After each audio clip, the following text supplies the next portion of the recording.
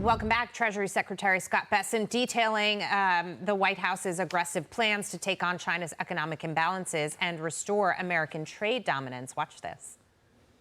We're going to be able to move on to the bigger issue of China needing to rebalance. It is the most imbalanced, unbalanced economy in the history of the world. They now account for 30% of global manufacturing. That's unsustainable. They have a real estate downturn. Many would call it a crisis.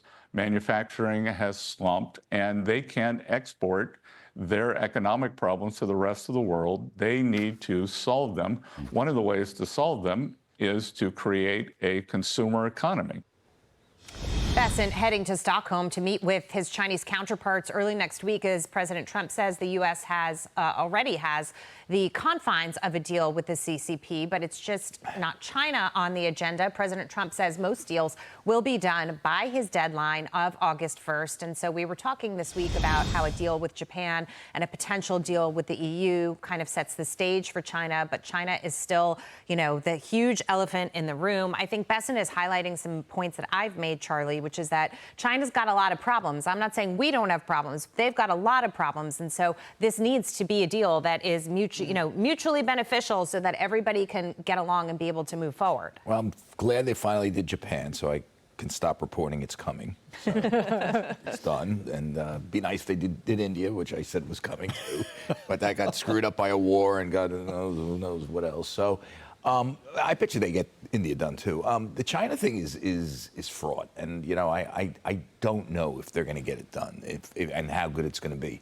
I think they may just kick the can down the road, because when you really start opening up that can of worms, you literally, if you want to essentially make things equal, you literally have to get rid of the Chinese Communist Party. Yeah. And that's obviously not going to happen. When you talk about a consumer economy, one of the great things about a consumer economy, why I'm a libertarian, a capitalist, is because it gives the individual power. It's all about the individual having power and dictating things.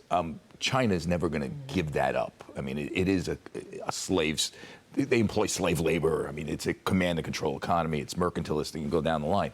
So they're not going to do that. So I think Bessent, maybe is asking for the full Monty. He's going to have to settle a lot lower if he really wants to get a deal. But they could get something. That would, Trump wants access, right? And part of the Japan deal was getting access, where we're sending them more than we were. That's why I'm curious about why Bessent is saying it. I actually agree with you. Chinese communism is fundamentally opposed to a consumer economy, because a consumer economy is predicated on more independence and freedom. So they don't want that, which Bessent knows. Yeah. So why is he saying that? And what do they want to do about it? That's what I find interesting. And I don't know how you would do it, but if they're somehow able to negotiate something that provides more freedom for U.S. products to be sold into China, I wonder if he sees that as a wedge, actually, to driving a little bit more consumer taste for freedom. And I would love that, actually.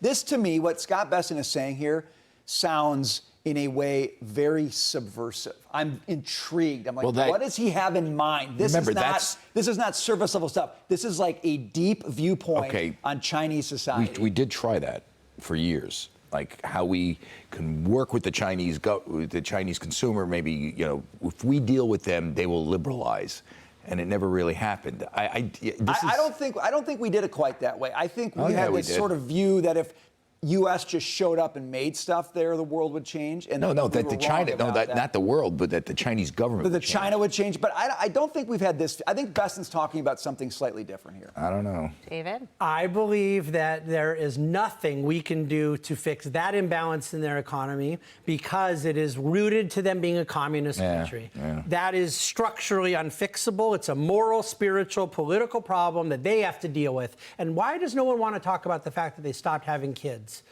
Okay, my old colleague at Morgan Stanley used to say that no society can function without free capital, without clean air, and without women, especially without women. And that's what China's now dealing. Their daughters all went away. They're going to lose hundreds of millions of people. Well, that was their policy for decades. I mean, they've been doing that for decades. But because of the mortality cycle, now it plays out. Right. That's where these deflationary pressures come from. It's demographic driven. Yeah. They can't rotate to a consumer-based economy. I think the U.S. certainly can't make it. I think if we were really serious in in addressing the China threat as a real threat, and they are, in a lot of militaristically, economically, we wouldn't have engaged in the trade war that we did. We would have engaged in a trade war that was much more myopically focused on them, because their demographic problems, their inflationary problems, everything. I mean, this is a country that has real economic problems, and if we squeeze them, maybe that's the way it changes. Okay, I don't know if this sort of dealing. Are we not squeezing them? Not enough. We can't, because we're doing everything with everybody else. There's a mismatch in the effect of squeezing. You can squeeze them and it hurts them worse, but they don't have to replace political leadership. And their voting population is not used to a quality of life that ours is. Our voting population has no tolerance for a decline in quality of life. And I'm not saying that they should. But suppose we focused on they them. don't have a voting power. Suppose we focused. That's my point. Well, let me ask you this. That gives them a lot of leverage. In all these trade, you're an economist, in all these trade things that we're doing, suppose we focused on them and not Canada. Oh, yeah.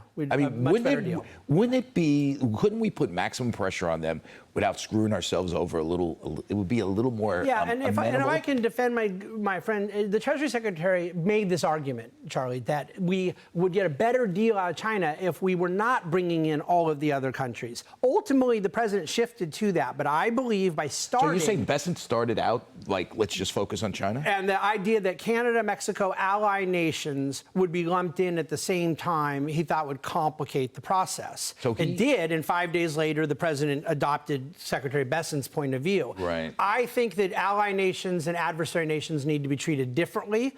And right now, we're going to get a deal with China. It's going to do some things I like, some things I don't like. Look, it's going to increase trade with China. That wasn't what they sold. They sold we're going to decouple from China. So I think you're going to end up seeing more purchases from China than we've ever done. But Dagan's going to be happy because TikTok. Yeah. We're going to get TikTok? I'm not even touching TikTok. Literally, I don't even have it on my phone. No account. We will be exporting more to China because of NVIDIA. The Jensen Huang is this interesting linchpin in our relationship with China. And listening to him when Brett interviewed him the other day, he said, when referencing President Trump, my job is to inform and comply. Thought that was a really interesting Particularly comply. quote. And he said, but he was talking about exporting the H2O chips to China. And he said, when America wins, it's when American technology becomes the global standard. And he was trying to explain why it would benefit the U.S. to export NVIDIA chips into the Chinese market, even low-end chips. And he said, we want the tech stack that is exported around the globe to be an American tech stack. But in essence, what he was trying to get at is, and Brett asked him this about how they steal intellectual property, they will take the chips and try and recreate them. But Jensen's saying we as a nation will out-innovate them. And I thought that was really interesting. But he said you don't want to miss out on 50% of AI researchers globally or in China and tens of thousands of startups. I hope he's right. You want to win those developers and make sure the technology that they develop is built on America.